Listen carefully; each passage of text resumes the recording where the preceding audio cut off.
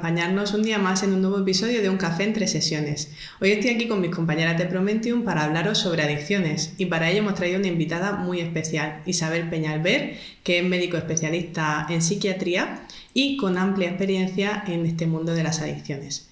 Muchas gracias y bienvenidos. Hola a todos y bienvenidos a este nuevo episodio. Hoy vamos a contar con Isabel Peñalver, que es médico psiquiatra desde hace... ¿Cuántos años, Isabel? Pues 30, no sé, 40 años, échale. 37 años. Así poquita cosa. Sí. Y desde entonces, aparte de tanta experiencia como ha acumulado, ha estado en el Hospital Reina Sofía y eres responsable, o era responsable... Era responsable. ...de la Unidad Regional de Desintoxicación y Patología Dual, Sí. ¿verdad? Sí. Bueno, pues te traemos hoy aquí como especialista. Hoy eres la máster de este episodio.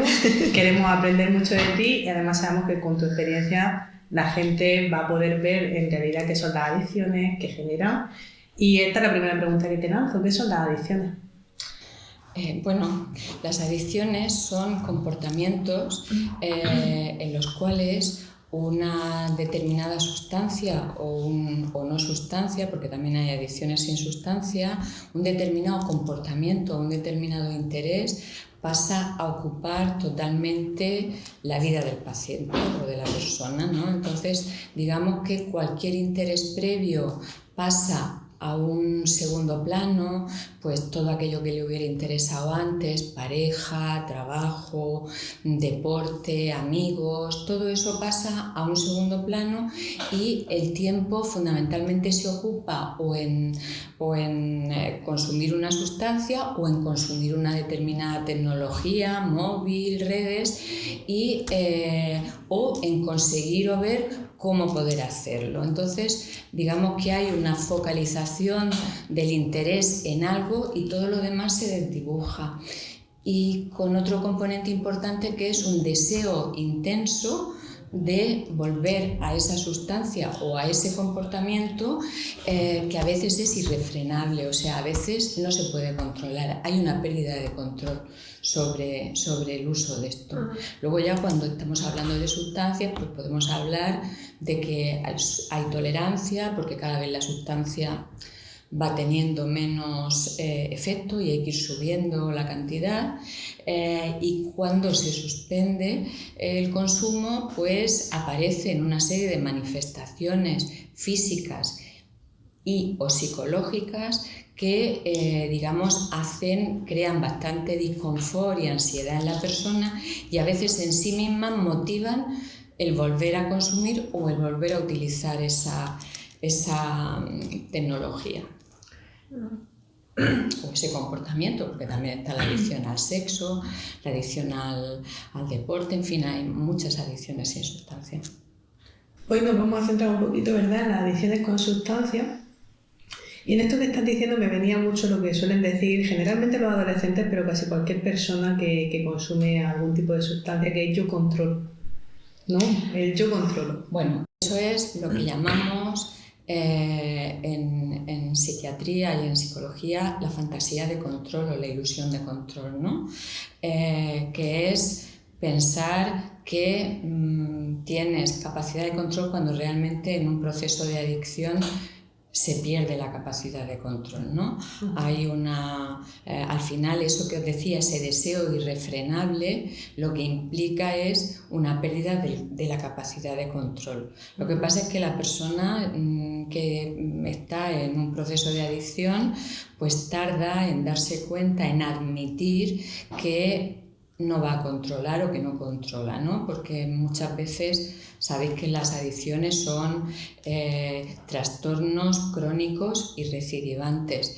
Eso, en lenguaje que se me entienda, quiere decir que cuando hay una adicción es una adicción para toda la vida y que además el riesgo de recaída siempre está ahí. Entonces eso es difícil de gestionar por parte de los pacientes y de las familias. Entonces es también muy necesario trabajar esa fantasía de control, porque cuando una persona lleva 10 años, por ejemplo, abstinente de alcohol, y llega, pues igual que el que está abstinente 10, 14 años de tabaco, ¿no? Y llega a una boda y le ofrecen un cigarro y dice: no pasa nada. No pasa nada, si llevo 10 años, llevo 14 años limpio, yo me voy a tomar una cerveza que ahora sí que voy a controlar, va a ser solo una. Y eso es un error. ¿Y qué activa eso a nivel cerebral?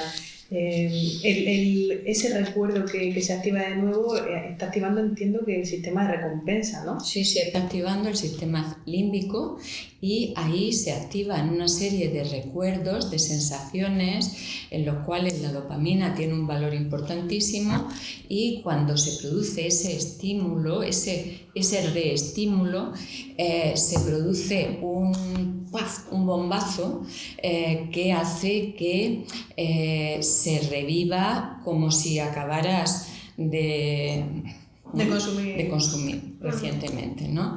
Entonces, normalmente se entra cuando hay un nuevo consumo en una persona que ha estado, ya digo, 10, 14 años abstinente. Se activa un deseo de consumo que inicialmente no suele ser de 0 a 100, ¿vale? Cuando hay una recaída suele haber un periodo transicional en el cual la persona pues controla. Controla quiere decir que consigue o beber menos, o consumir menos cocaína, o fumar menos cigarrillos. Bueno, es que me estoy fumando, consigo que sean 2, uno después del desayuno y otro.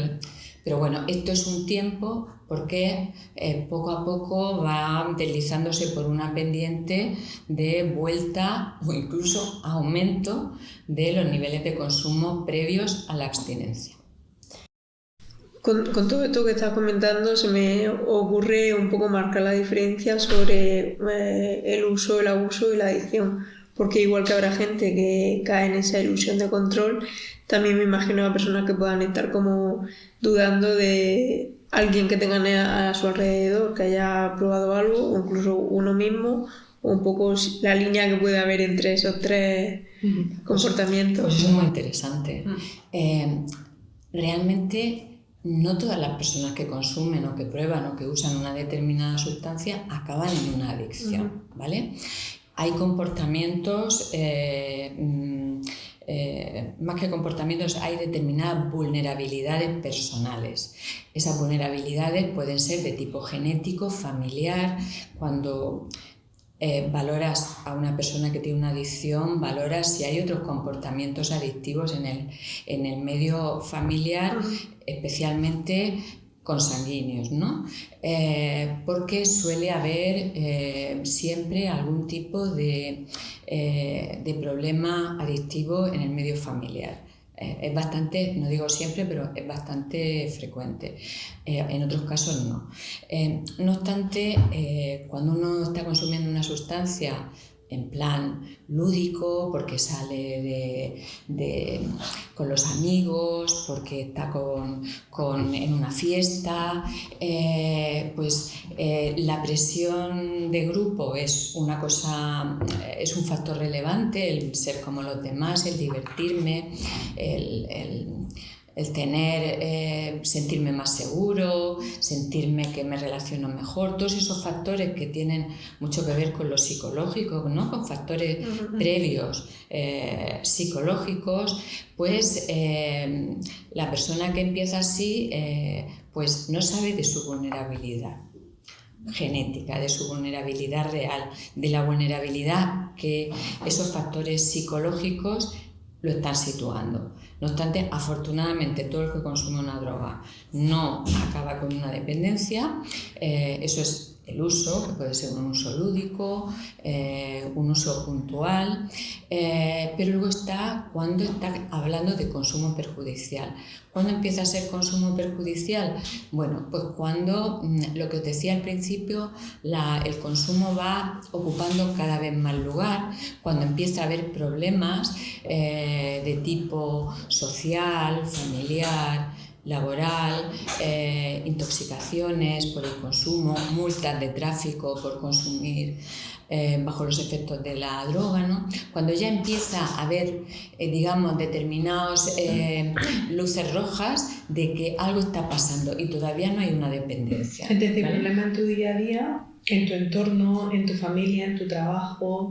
Pero de poca entidad, ¿vale? Todavía no se ha establecido lo que es lo que hablábamos antes, que era la pérdida de control, el tema de la tolerancia y la dependencia física y o psíquica. A veces solo es psíquica y a veces es fundamental. Normalmente cuando hay física también hay psíquica.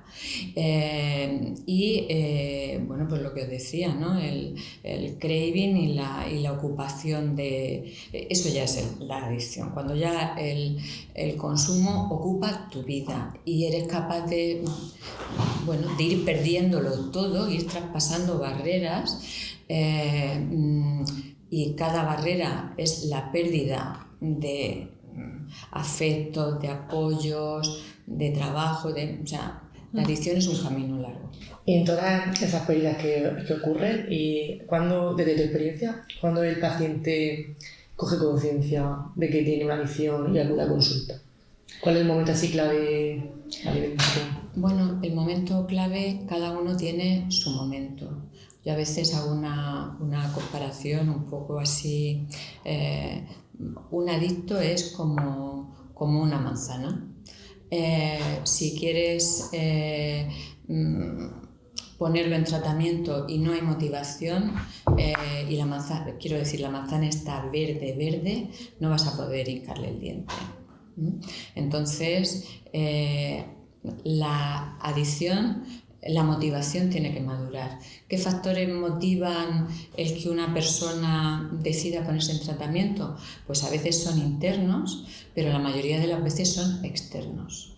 Y los factores externos son la presión familiar, muy mucho, la pérdida de trabajo, la pérdida de la pareja o la amenaza de la pareja de que lo va a dejar, las deudas, porque a veces las adicciones comportan la adicción al juego, la adicción a la cocaína, comportan unas quiebras económicas bestiales.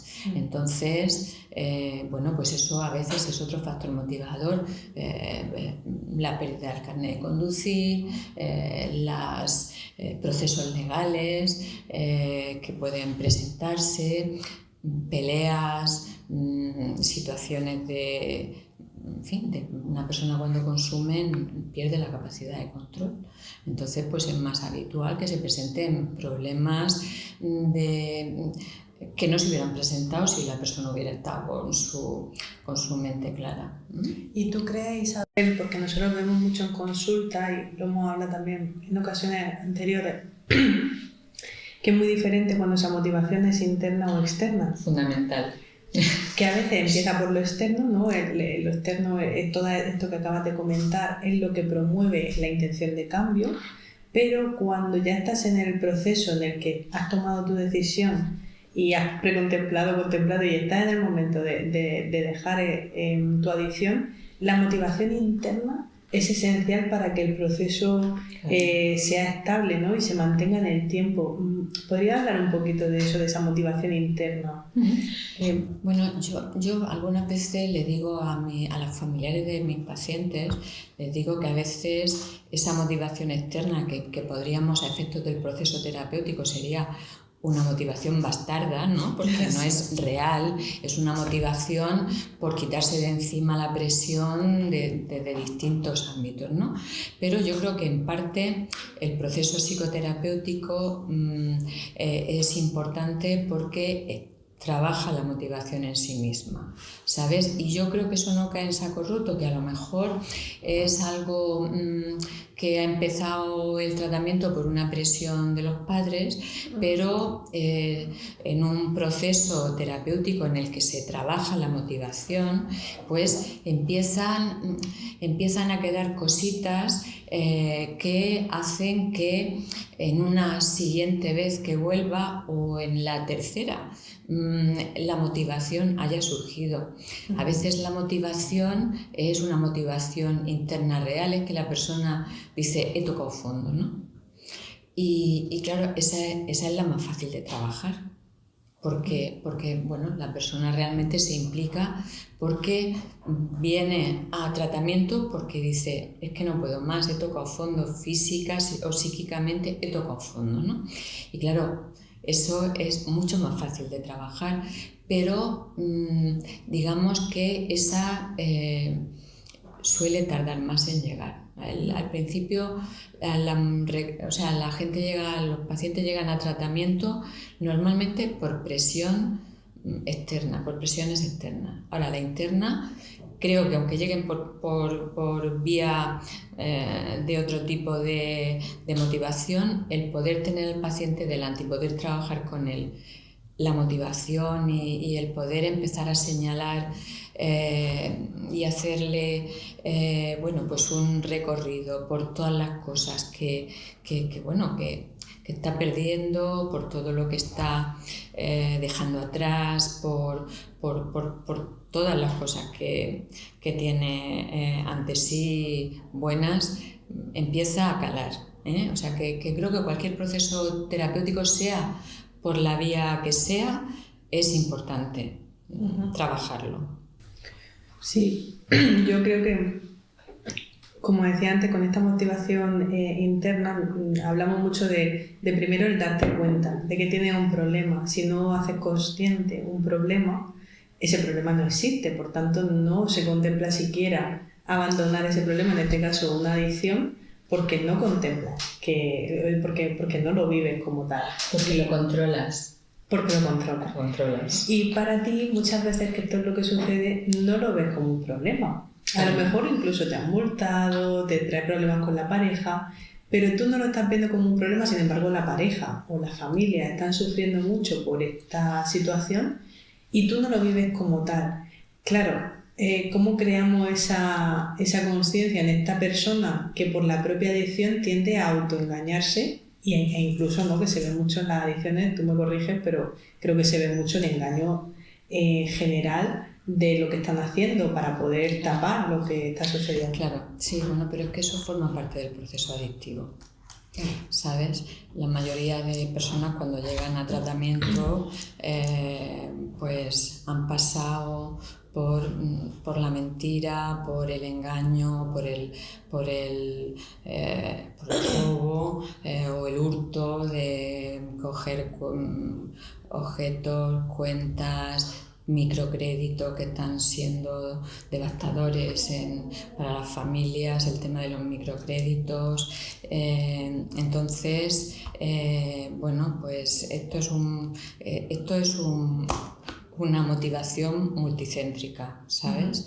Y creo que todo suma y todo es importante a la hora de que surja esa motivación interna. ¿Cómo tocar el botón de la motivación interna? Es que cada persona tiene el suyo, ¿sabes? Entonces, a veces esa motivación es que ha fallecido un familiar y no sé, tengo un paciente en mente, y a la madre, después de haberle dado, a la pobre, pues le promete que lo va a dejar, que sí, esta vez que sí que lo va a dejar. No sé, la motivación es diversa, pero cada persona tiene la suya y pasa porque la haga suya, ¿sabes? La interna, efectivamente. Porque si no es un poco de postureo, porque se me entienda, ¿no? Es un poco de, bueno... Lo dejo para que nadie me diga. Sí, pero aún así, si lo trabajas, va a quedar algo. O sea, que a veces me dicen, uy, es que ya lo ha intentado. Bueno, en algún momento ese intentona o esa intentona va a tener resultado. No hay que desesperar, no hay que tirar la toalla. Con un paciente nunca se tira la toalla. Una adicción. Sí, porque aquí hablábamos del modelo tan famoso, ¿no? De precontemplación, del modelo de Brochas y Clemente, creo que eran los autores originales, Sí. Que nos enseñan tanto en psicología y en psiquiatría y que hay que ver en todo esto. Y habla de todas las fases que tiene, si nos cuentas tú, que eres la experta, de todas las fases que se pasan hasta que llega el momento en el que puedes dejar esta adicción y que luego es posible, como tú decías antes, que haya esa recaída, el ser consciente de todo ello. Yo prefiero, hombre, es más fácil el tratamiento cuando está en la preparación para la acción o en la acción misma, ¿no? Pero yo creo que hay que trabajar en todas las fases.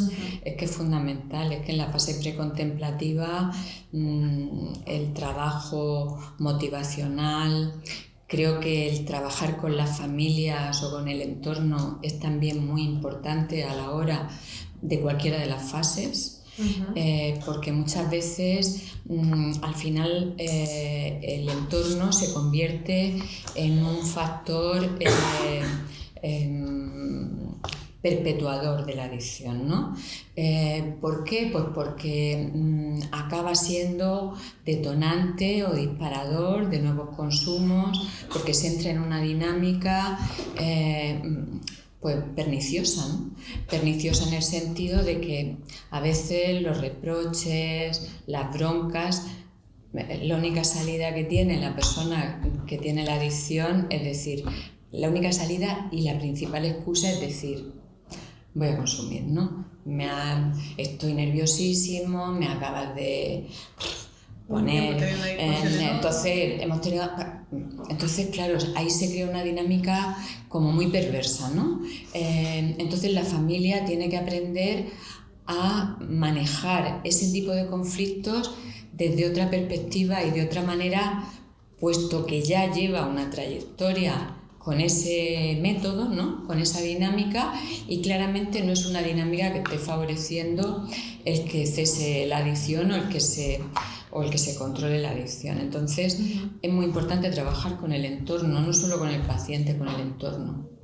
En cuanto a la función que tiene la sustancia, porque puede haber un paciente que consuma en momentos lúdicos y si se evita salir quizás puede haber un mejor tratamiento, pero el paciente que la función de la sustancia es regular, como has dicho antes, la emoción, un día malo consume, lo tiene más en casa, por así decirlo, ¿no? Digamos que está en el día a día, las emociones. Bueno, es que eso es un grado de complejidad diferente. Pues imaginaros, cuando el consumo se da en el ámbito lúdico externo, ¿no? En las fiestas, en ir a una discoteca, en ir a tal, digamos que sin ser algo sencillo, pero es mucho más fácil de evitar, ¿no? Porque una persona que consuma cuando va a la discoteca, pues claramente decir, vas a estar una temporada sin ir a la discoteca, vas a evitar los conciertos, vas a evitar tal, mientras trabajamos cómo poder afrontar ese tipo de situaciones que van a ser disparadores de deseo de consumo, ¿no? Pero luego, en muchas ocasiones, cuando la adicción va avanzando, desgraciadamente, como decía, que la persona convierte la sustancia en el centro de sus intereses y de su vida, acaba aislándose y no necesita ir a la discoteca, ni a la fiesta, ni al bar. Se encierra en su casa, no sale nada más que a comprar, y ahora ya ni comprar porque está la teledroga que llamas y te la llevan a casa, ¿no? Entonces, bueno, pues claro, es mucho más difícil tratar y abordar una adicción cuando, por ejemplo, el consumo de cocaína se produce dentro de casa. Estoy hablando de cocaína porque tengo muchos pacientes en ese estado, ¿no? Empiezan en el contexto lúdico y al final es que consumen cocaína para estar en casa. Entonces, ¿qué haces ahí? Claro. Es más difícil el pronóstico. Hombre, el pronóstico es peor porque, entre otras cosas, porque acaba asociándose el consumo el de estar en casa, el relajarse en casa, con el consumo de cocaína. Y qué decir si a eso se le une el sexo, o sea, las relaciones sexuales, la cocaína con el empleo de porno, de relaciones sexuales, el unir en el cerebro ese tipo de comportamientos hace más complejo el abordaje. Cuantas más variables, más complejidad luego en el tratamiento, ¿no? Claro. Y cuanto más uso y más frecuente. Lo que sí que vemos es la importancia, como tú decías, del entorno, ¿no? De que el entorno sepa manejar todo esto, porque desde tu experiencia entiendo que es muy difícil para las personas, no es lo mismo cuando es un uso lúdico, como estábamos diciendo, cuando es una adicción y esto conlleva problemas en las familias de forma interna. ¿Cómo podemos ayudar quizás a las personas? ¿Qué podrías decirles a las familias? Sobre todo que están en este momento, porque luego podemos hablar de cómo darte cuenta que quizá alguien en algún momento pueda vernos y decir, oye, pues a lo mejor me está pasando a mí esto y no me había dado cuenta. A lo mejor yo estaba consumiendo por gusto y como lo hago porque me gusta, pues pienso que tengo el control, que ahí hay un error, ¿no? Un sesgo cognitivo. Plantearse eso ya es importante. Que plantearse eso ya es que eso es la ya primera es un gran fase. paso. Claro, eso es un paso. Claro, pero ahora por darle también un huequecito a las familias, ¿cómo lidiar con esto en el día a día desde tu perspectiva? ¿Qué les puede ayudar para lidiar con estos comportamientos en casa? Bueno, yo creo que hay una cosa fundamental y siempre se lo hago llegar así a la familia, ¿no? O a las familias, y es que a veces en el curso de una adicción, de la bronca, del dolor, se profieren amenazas, pues por ejemplo, te voy a echar, te vas a ir, o me separo de ti, o cuando estamos ya digamos en la parte grave, ¿no? de la adicción. Y claro, siempre digo que ojo con los límites que se marcan. Es muy importante el marcar límites, como en todo en la vida, pero en estos casos los límites son muy importantes, pero tienen que ser límites asumibles por la persona que pone los límites. No le digas a tu hijo o no le digas a tu marido, si vuelves a consumir o si te vuelvo a pillar tal, te voy a poner en la calle, te voy a echar de casa,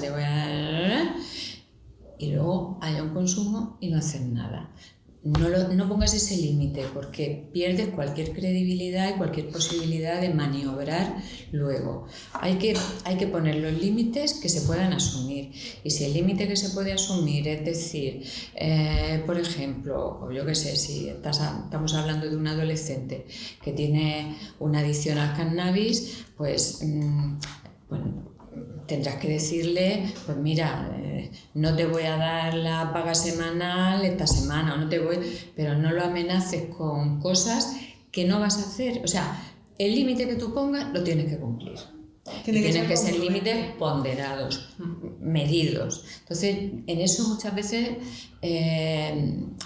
las familias les cuesta mucho, necesitan ayuda para poder establecer ese tipo de límites. Y a lo mejor cambiar la dinámica que ya han visto que no funciona, que es la dinámica de la bronca o la dinámica de mirar para otro lado. Es que cada familia aborda esto de una manera diferente. Porque pasa mucho esto, ¿no? El que pueda darse que mire la gente para otro lado, sí, cuando lo ven. ¿Cómo ves? Hay mucho miedo. Ya sabéis que las adicciones tienen un estigma muy importante. La salud mental en general tiene estigma, las adicciones tienen estigma, y si encima, yo digo que si encima son mujeres, más estigma todavía, pero bueno, pues efectivamente el tema de mirar para otro lado es, bueno, pues un no querer ver, ¿no? Un no querer ver determinadas señales que empiezan a estar ahí. que si es un adolescente o es un niño, pues será la adolescencia, estás detectando un cambio de conducta, un cambio de comportamiento, empieza a haber determinadas alarmas, está habiendo fracaso escolar, está faltando a clase o está, no sé, antes hacía esto, ha cambiado de grupo de amigos, o en un adulto pues empieza pues con ausencias injustificadas, con, no sé, hay multitud de señales de alarma y a veces, bueno, pues es un mirar para otro lado no de manera consciente. Muchas veces es de manera inconsciente porque hay miedo por parte de la familia a tener una persona con una adicción, ¿no? Entonces, y enfrentarlo de forma adecuada. Sí, efectivamente. Entonces, bueno, pues mirar hacia otro lado nunca soluciona nada. Esto es como cuando hay un problema y dices, bueno, ya pasará. Bueno, pues si es de poca entidad sí que pasará, pero es que a veces es que no sabes, si no sabes bien lo que hay, pues a lo mejor no pasa, ¿no? Ya digo que lo del uso lúdico no tiene mayor, en principio, salvo que haya alguna intoxicación o alguna sobredosis por consumo de anfetaminas, de ketamina, lo que sea. Hay un montón de drogas nuevas, tenemos un panorama, la industria de la droga evoluciona mucho más rápido que la ley, que los mecanismos de abordaje y legalización, ¿no? Entonces, ahora mismo, por ejemplo, tenemos las catinonas, y las catinonas son una droga que ha irrumpido en el panorama nacional e internacional y que bueno, está generando muchos sustos y muchos problemas, y se consume de manera en el ámbito de fiestas, conciertos y todo eso, y hay un consumo, bueno, ¿Son alucinógenos? es más económica que la cocaína. Y entonces pues está, entonces ilegalizan por ejemplo, la mefedrona, y legalizan la mefedrona y le cambian unos radicales, con lo cual se cambia la denominación de la sustancia, se pasa un tiempo en el que es alegal, con lo cual la distribución es más fácil, y legalizan la siguiente, otra, así van, ¿no? Siempre encuentran la forma de que llegue al público objetivo. Sí, es muy... o sea, yo creo que la industria de la droga siempre va por delante, tiene unos mecanismos publicitarios estupendos, porque acordaros hace unos meses que salió en todos los sitios de la cocaína rosa. Bueno, la cocaína rosa hubo una eclosión porque era la droga de la gente yuppie, de la gente bien, ¿no? Estaba de moda, ¿no? O sea, se hizo una publicidad de la cocaína rosa alucinante, ¿no? Y bueno, y realmente la cocaína rosa no lleva ni cocaína ni lleva la sustancia original, que era una feniletilamina con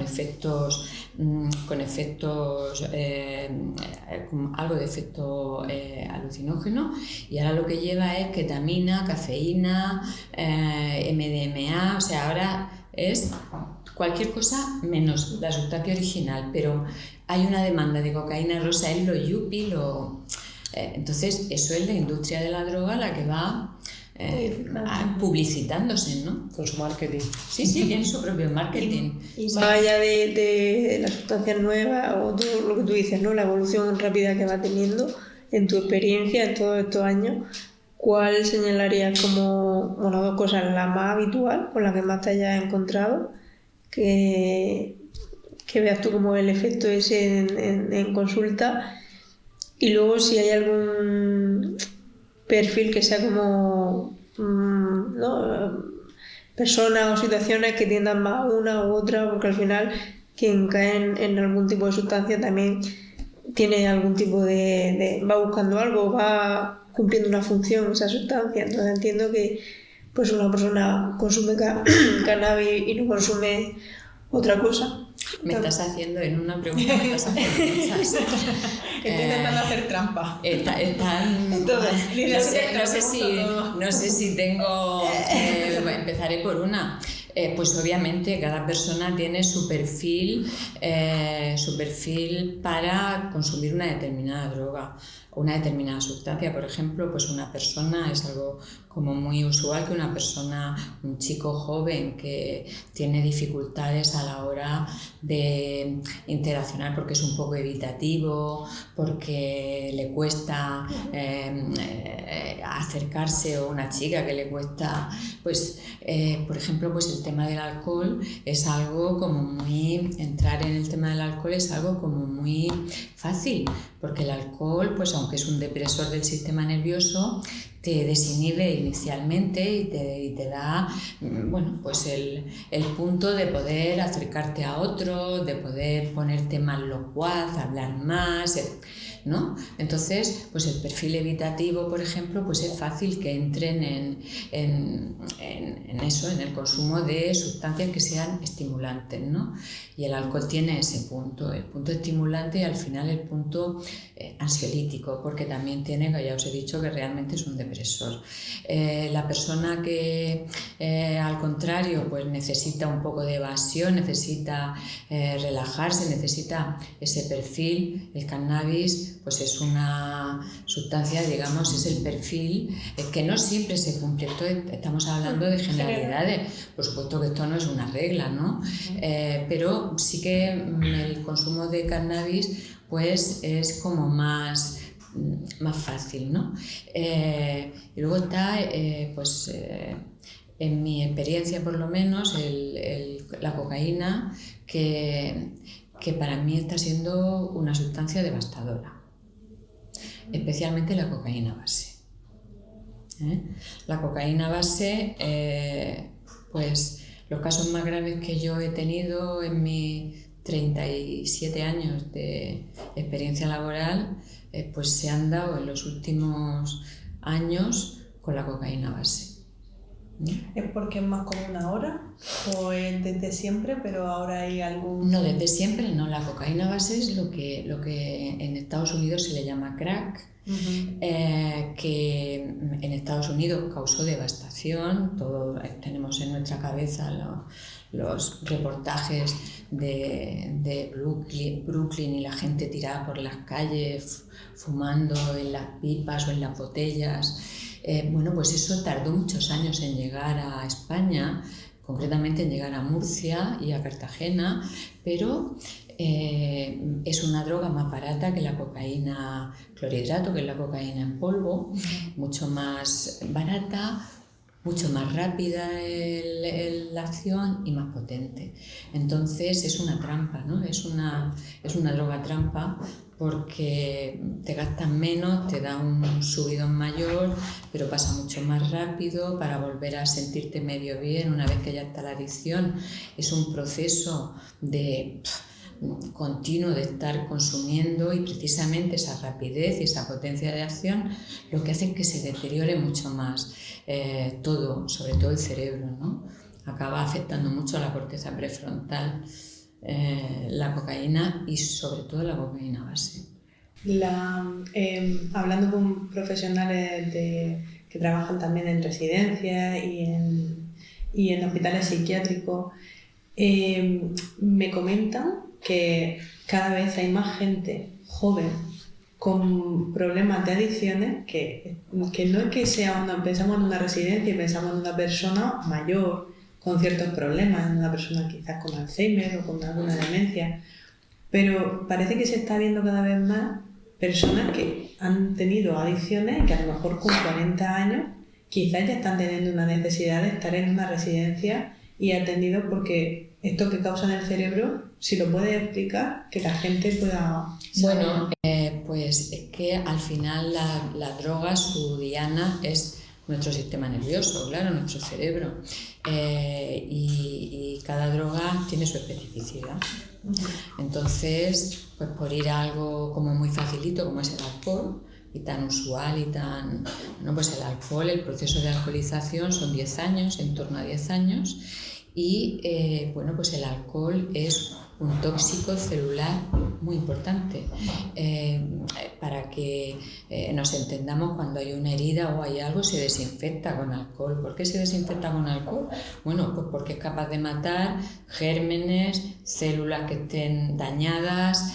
¿Qué ocurre cuando ingerimos el alcohol y el alcohol llega rápidamente a nuestro cerebro? Porque el alcohol difunde por todos los líquidos corporales, ¿no? Y entonces llega rápidamente al cerebro y baña nuestras neuronas con alcohol, por eso hace efecto, ¿no?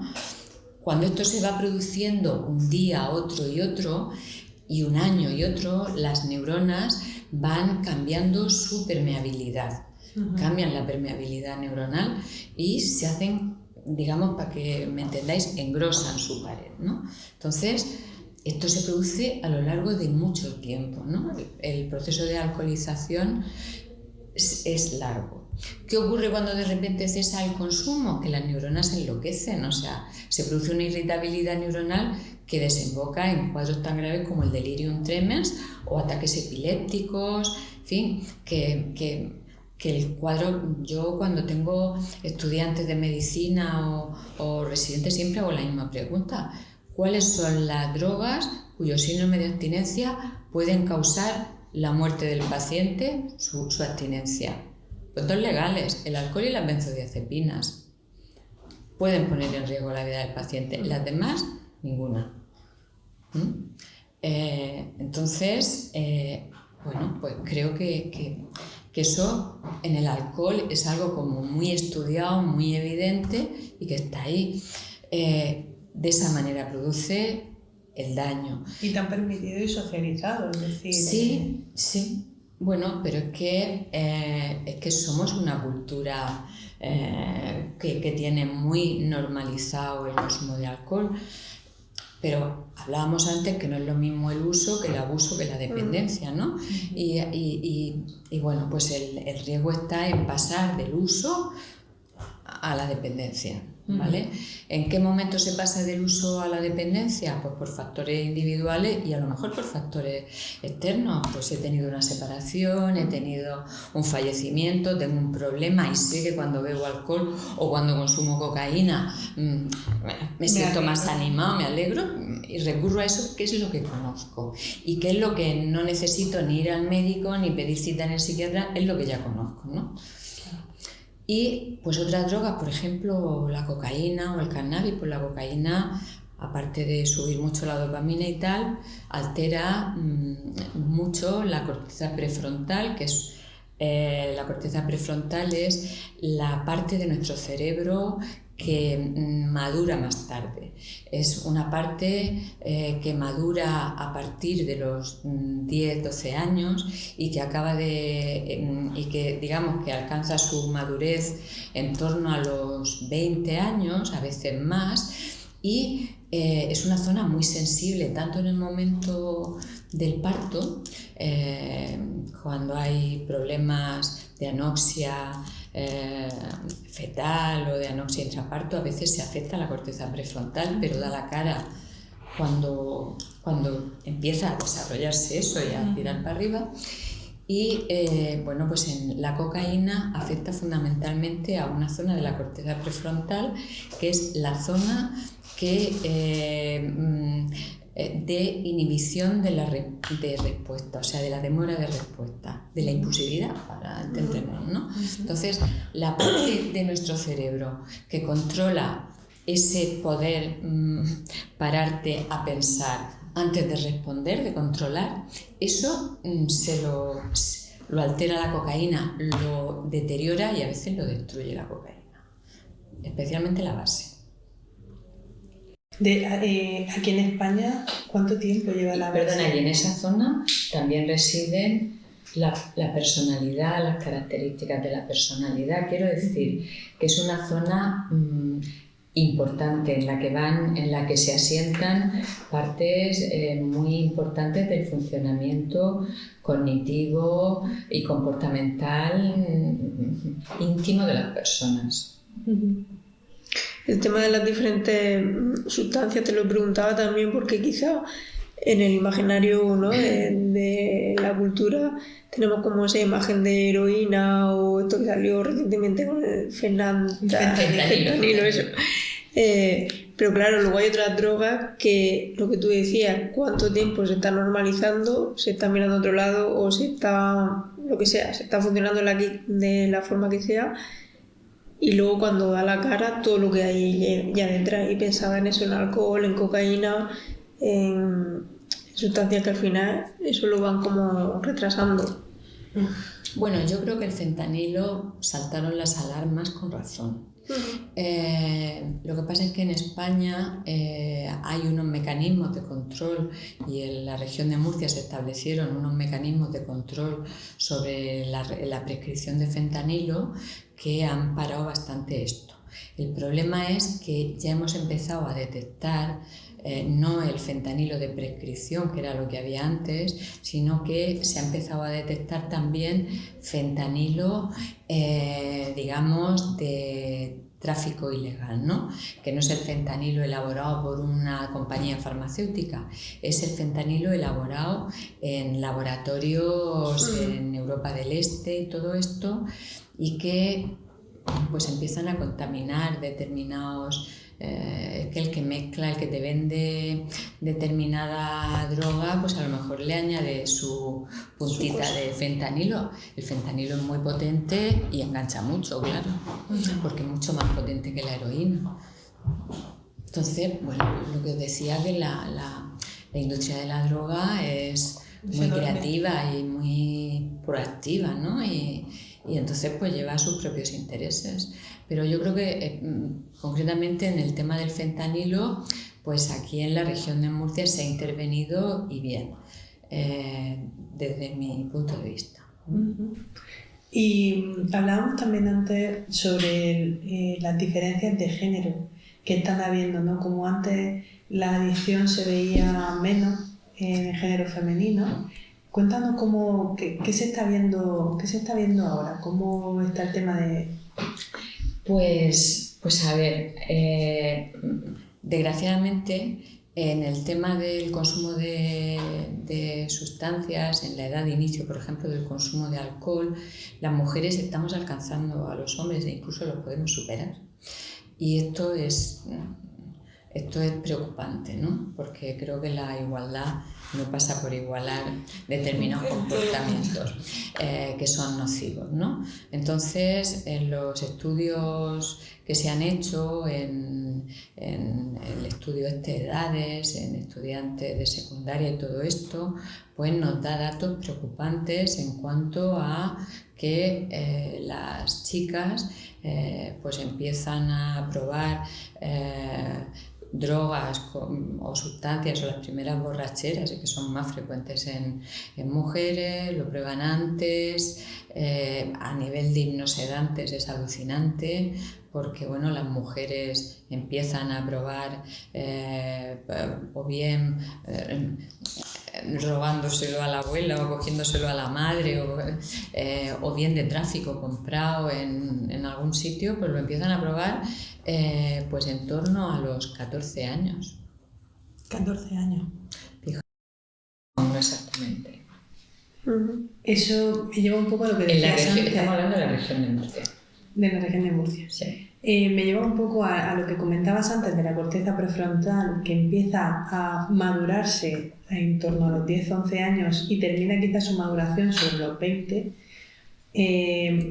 Te lo he preguntado antes, previamente de este episodio, porque no sabía si era muy adecuada esta pregunta, pero sí que me parece interesante preguntarte sobre cómo en esta etapa de la vida, de la adolescencia, preadolescencia, ¿no? Entre los 10 y los 20 años, cómo afecta el uso o el consumo de sustancias, que no hablamos ya tanto de la tecnología, ¿no? Pero sí como precursores de lo que puede venir después, ¿no? Ligándolo quizás con esta maduración de la corteza prefrontal, es decir, cómo afecta en la adolescencia o en esta etapa el consumo o el abuso de sustancias, o ya no por meternos en tecnología, pero... Bueno, pues como no puede ser de otra manera, un adolescente que está aprendiendo a situarse en la vida, está aprendiendo cómo afrontar o cómo manejar situaciones, cómo sentirse, cómo interpretar. Todo ese aprendizaje que tiene lugar en esa época de la vida, cualquier consumo de sustancias lo que hace es que distorsiona y vulnerabiliza a esa persona en cuanto a que no aprende las herramientas para manejarse sin echar mano de una sustancia que la tranquilice o que lo tranquilice, una sustancia que lo anime o que lo desinhiba. O comportamientos, ¿no? También. Sí, efectivamente. Entonces, digamos que no aprendes a caminar por ti mismo y empiezas a llevar muletas. Y esas muletas al final, a lo largo, a medida que van madurando, pues esas muletas se van a hacer más rígidas y el déficit que tienes a nivel de ese ámbito en concreto, pues se va a hacer más rígido y vas a ser más dependiente de esa muleta, ¿no? Porque no has aprendido utilizando el símil, ¿no?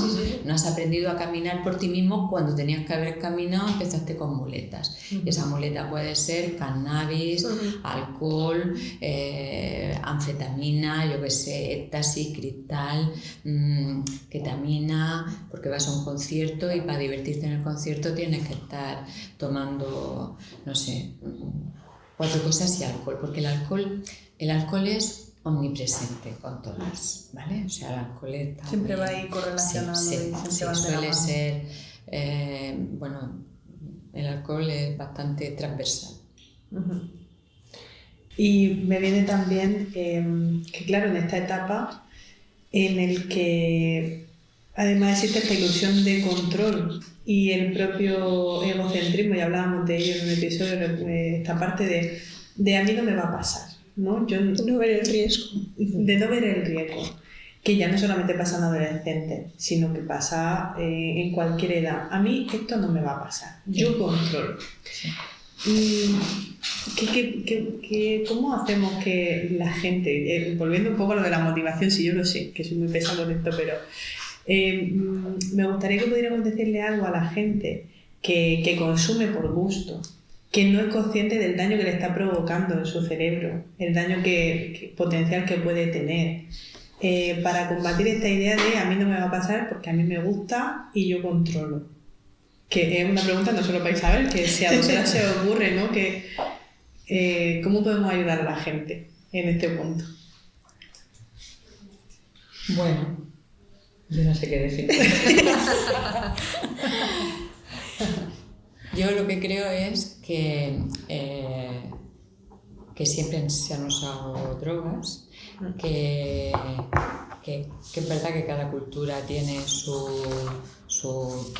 sustancia, que la nuestra es el alcohol, pero si te vas a la cultura azteca, pues es las hojas de coca, y si te vas a la zona de África y tal, es el cannabis. Cada cultura tenemos nuestra droga, integrada, ¿no? Y yo creo que el tema de... afortunadamente hemos empezado esta conversación diciendo que afortunadamente no todo el que consume una droga o una sustancia acaba siendo adicto, pero obviamente el primer factor para poder desarrollar una adicción es el consumo, ¿no? Y ninguno sabemos qué vulnerabilidad tenemos para ser adictos, para engancharnos a esa determinada sustancia, ¿no? Entonces, pues yo lo que diría que es que cuando consumes juegas con fuego y que sobre todo, fíjate, lo que yo haría un poco de énfasis en eso es, porque lo he visto mucho en mi experiencia clínica, es personas que han tenido un consumo, pues eso, lúdico, ocasional, testimonial durante muchos años, y que acaba teniendo un problema. Pues estoy recordando ahora mismo una viuda, ¿no? que había tenido consumo y jolín, y se quedó viuda y se dedicó a consumir cocaína, que había tenido consumos. Quiero decir que cuando tú aprendes un determinado, que un bajón, una sustancia, o sea, una circunstancia vital te está superando, te está agobiando, en muchas ocasiones recurres a lo que ya conoces. Y si lo que ya conoces se llama cocaína, o se llama anfetaminas, o se llama alcohol o cannabis, tienes mucho riesgo de recurrir a ello, ¿no? Entonces creo que esta idea es una idea fundamental para todas aquellas personas que lo usan de manera inicialmente no problemática, salvo que tengan una intoxicación, salvo que tengan una sobredosis, que eso cuando consumes drogas, porque cuando consumes una pastilla que compras en el mercado ilegal nunca sabes realmente lo que te estás tomando. O sea, seamos claros, yo alucino cuando mando un medicamento y me dicen, uy, no, ¿y esto qué lleva? ¿Y esto qué me puede pasar? Oye, pero si estás comprándole a un camello cosas que no sabes con qué están cortadas, no sabes realmente lo que llevan, lo que os decía de la cocaína rosa. A ver, vamos a poner las cosas en contexto. Entonces, pues bueno, creo que todo esto es algo relevante. Lo que pasa es que quizás pues en determinadas etapas de la vida o en determinados contextos, pues esto no vende, ¿no? Y más que no vende, no se le hace caso, no, por aquello que tú decías, ¿no? De esto no me va a pasar a mí. Bueno, no te va a pasar a ti, no lo sabes, ¿no? Ninguno sabemos nuestra vulnerabilidad ante una sustancia. La mía, ya tengo mis años. A mí se me ocurre, igual que hemos mencionado como por encima factores de riesgo, ¿no? Por las circunstancias, perfil de la persona, etcétera. Se me ocurre también potenciar un poco o ensalzar con tu pregunta que has hecho los factores también protectores. Hombre, es que eso es fundamental. Y cuando habla de la adolescencia, ¿no? Pues a mí se me ocurre pues estas actividades que sean incompatibles, actividades dirigidas pues a algo más cultural, música, deporte, las estrategias de afrontamiento, el poder ir aprendiendo eso que tú dices, que yo no sé. La elección de personas con las que te juntas, yo recuerdo...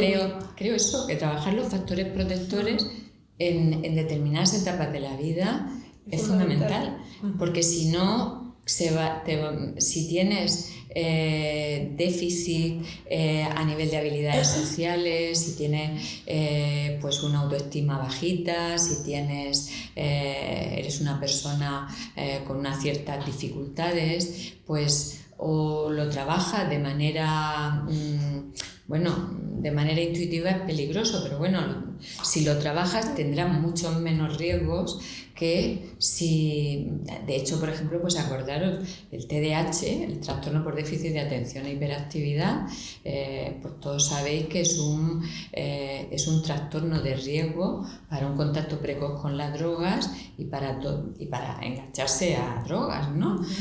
Pero si tú tratas un trastorno por déficit de atención e hiperactividad de manera apropiada, con una terapia apropiada, tanto el fracaso escolar como el riesgo de consumo se igualan a la población general. Quiero decir que cuando hay un problema lo que hay que hacer es afrontarlo. No decir, bueno, ya pasará, no, hay que afrontarlo porque el pronóstico cambia totalmente. Entonces creo que mirar para otro sitio, como ya hemos dicho a lo largo no conduce a nada, y en cambio intervenir bien, pues va a ser muy protector, va a darle a la persona muchas herramientas protectoras para la vida y para los consumos, porque ciertamente las drogas están ahí y va a haber oportunidad le van a ofrecer, en el grupo se van a consumir. Quiero decir que eso va a estar ahí, no vamos a poder evitarlo. Eso Y vamos a hablar también un poco de la recuperación, ¿no? Sí, porque ya porque ya hemos hablado de la parte mala y se nos va al final del tiempo, que siempre, pero es que es tan interesante este tema y tenemos la suerte de escucharte y de contar contigo, pues te tenemos que preguntar un poco por todo, ya lo siento, pero te dejamos enseguida.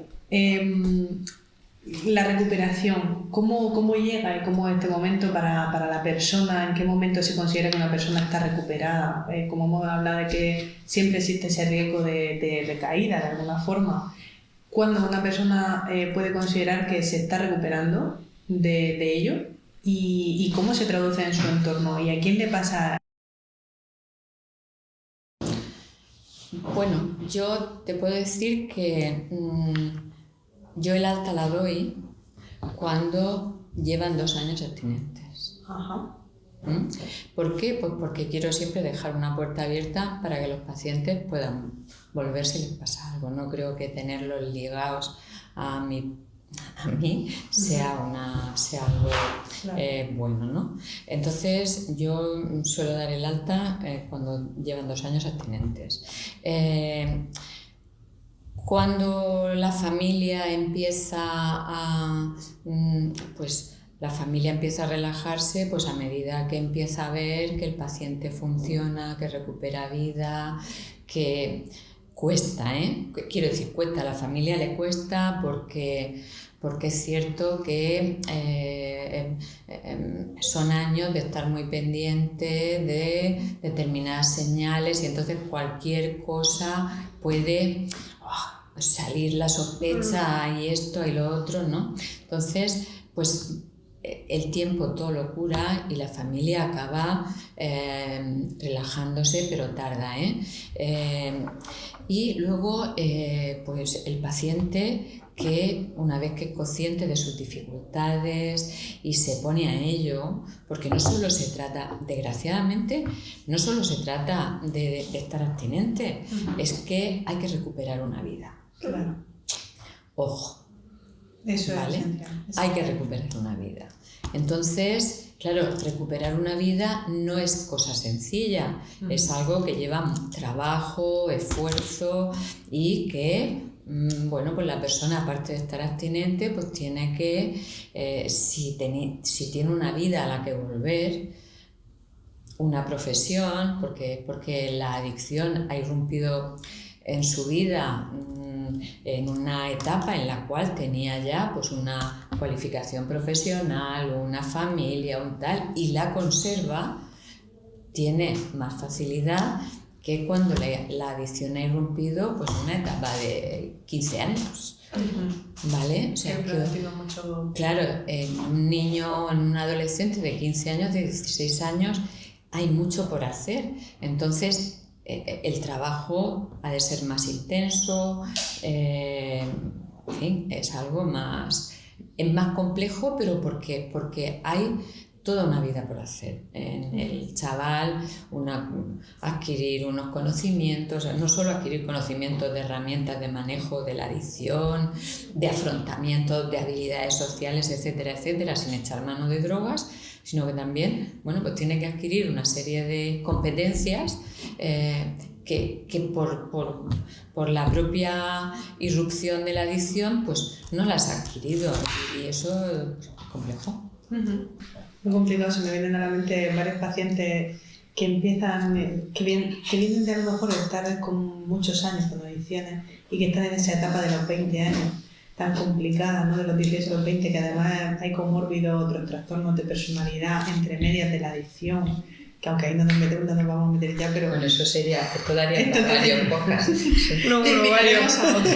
Espérate que te invitaremos a otros si te apetece venir, porque es verdad que... Pero bueno, que se ve totalmente esto que estás diciendo, que no es lo mismo volver a una vida que ya está construida, aunque sea media y aunque se haya quedado en tirilla, que cuando todavía queda tanto por hacer, porque a lo mejor ya llega a cierto momento en el que el cerebro incluso está tan afectado y aunque sea muy joven, no tiene esa posibilidad de volver a construir.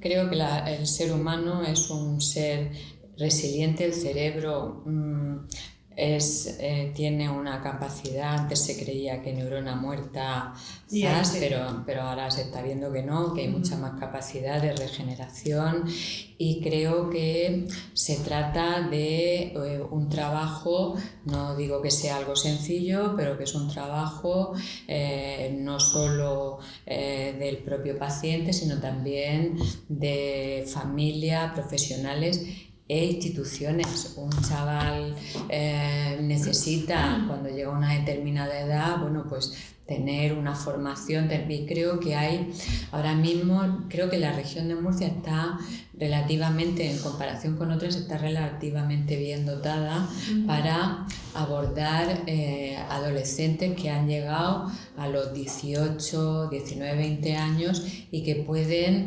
tener pues una deficiente cualificación, o, bueno, pues hay una serie de recursos a nivel concertado, público concertado, que puede echar una mano en eso. Pero es un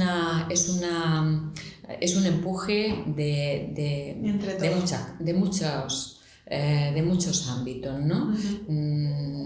Tiene que ir muy acompañado por una terapia, por una psicoterapia, pero el ámbito sociolaboral y familiar pues son vitales, y es que esto es una cosa es un trabajo apasionante, pero de conjunto.